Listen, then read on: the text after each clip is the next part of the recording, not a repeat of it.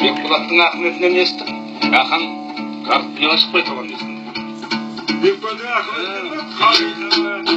Бекболаттың Ахметінен естідім. Бұл Ахан жарыққа шықпай тұрған ешкім айтпай жүрген кезде болған оқиға. Бұл кезде 70 жылдардан әрірек 60 жылдардың ішіндесін. Сонда ол кісілер екі сауызын бізге осыны үйретіп айтты, әні бұлай болады деп. Соны әні мынау еді анама деймін.